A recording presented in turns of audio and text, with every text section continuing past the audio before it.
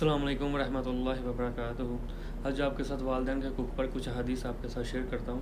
حضور اکرم صلی اللہ علیہ وسلم کے پاس ایک صحابی آتے ہیں اور آپ صلی اللہ علیہ وسلم سے پوچھتے ہیں کہ یا رسول اللہ، میرے اچھے سلوک کا سب سے زیادہ حقدار کون ہے؟ تو حضور اکرم صلی اللہ علیہ وسلم نے فرمایا کہ تمہاری ماں۔ اس طرح صحابی نے دوبارہ پوچھا تو حضور اکرم صلی اللہ علیہ وسلم نے جواب دیا کہ تمہاری ماں۔ پھر تیسری دفعہ پوچھنے پر بھی آپ صلی اللہ علیہ وسلم نے فرمایا کہ تمہاری ماں۔ پھر صحابی پوچھتے ہیں کہ یا رسول اللہ، اس کے بعد کون؟ تو چوتھی دفعہ پوچھنے پر اللہ کے رسول فرماتے ہیں کہ تمہارا باپ۔ اسی طرح اس حدیث کے مطابق ایک ماں کا درجہ باپ کے درجے سے 3 گنا زیادہ ہے۔ اسی طرح ایک اور حدیث میں صحیح بخاری میں ایک صحابی رسول اللہ صلی اللہ علیہ وسلم سے پوچھتے ہیں کہ یا رسول اللہ، کیا میں جہاد میں شریک ہو جاؤں؟ تو اللہ کے رسول فرماتے ہیں کہ کیا تمہارے والدین موجود ہیں؟ تو صحابی جواب دیتے ہیں کہ یا رسول اللہ، موجود ہیں۔ تو اللہ کے رسول فرماتے ہیں کہ پھر انہی میں جہاد کرو، یعنی کہ اپنے والدین کی فرما برداری کرو، ان کی خدمت کرو، انہیں راضی کرو، تو یہی تمہارے لیے جہاد ہے۔ اسی طرح صحیح بخاری میں ایک اور حدیث میں حضور اکرم صلی اللہ علیہ وسلم فرماتے ہیں کہ کبیرہ گناہوں میں سے ہے کہ کوئی شخص اپنے والدین پر لعنت بھیجے۔ تو صحابہ پوچھتے ہیں کہ یا رسول اللہ، کوئی شخص اپنے والدین پر کیسے لعنت بھیجے گا؟ تو اللہ کے رسول فرماتے ہیں کہ جب ایک شخص دوسرے کے والدین کو برا بھلا کہتا ہے تو یا گالی نکالتا ہے، تو پھر دوسرا اس کے والدین کو برا بھلا کہے گا، تو یہ ایسا ہی ہے جیسے اپنے والدین پر لعنت بھیجنا۔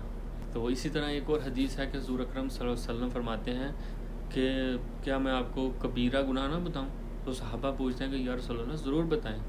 تو رسول اللہ صلی اللہ علیہ وسلم فرماتے ہیں کہ اللہ کے ساتھ شرک کرنا اور والدین کی نافرمانی کرنا کبیرہ گناہوں میں سے ہے۔ تو ابھی رسول اکرم صلی اللہ علیہ وسلم ٹیک لگا کر بیٹھے ہوئے تھے، تو حضور اکرم صلی اللہ علیہ وسلم سیدھے ہو کے بیٹھ گئے۔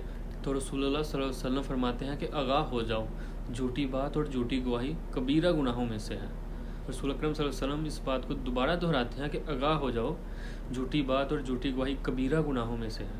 تو حضور اکرم صلی اللہ علیہ وسلم اس بات کو مسلسل دہراتے جا رہے تھے، تو صحابہ کہتے ہیں کہ ہمیں لگا کہ حضور اکرم صلی اللہ علیہ وسلم اب چپ نہیں ہوں گے۔ اسی طرح صحیح بخاری میں ایک اور جگہ حضور اکرم صلی اللہ علیہ وسلم فرماتے ہیں کہ اللہ پاک نے ماں کی نافرمانی حرام قرار دی ہے، اور والدین کے حق نہ دینا اور ان سے ناحق مطالبات کرنا، یہ سب حرام قرار دیے ہیں۔ اور اسی طرح لڑکیوں کو زندہ دفن کرنا بھی حرام قرار دیا ہے۔ اسی طرح کثرت سوال کرنا والدین سے اور فضول باتیں کرنا اور مال کی بربادی کو بھی ناپسند کیا ہے۔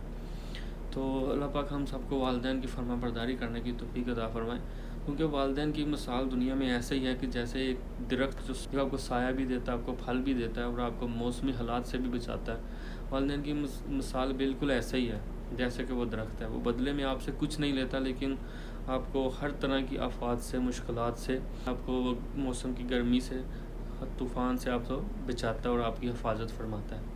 تو اللہ پاک ہم سب کو والدین کی فرما بردار کرنے کی توفیق عطا فرمائے۔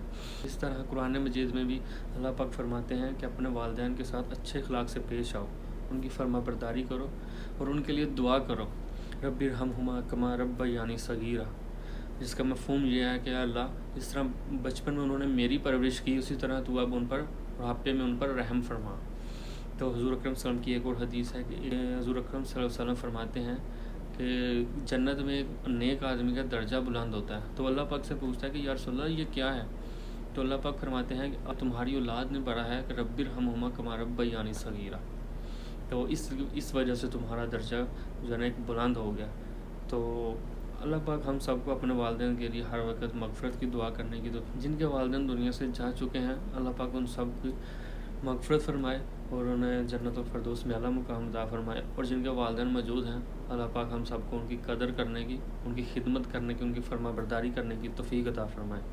اسی طرح آج کی ویڈیو سے آپ سے میں اجازت چاہوں گا۔ جزاک اللہ۔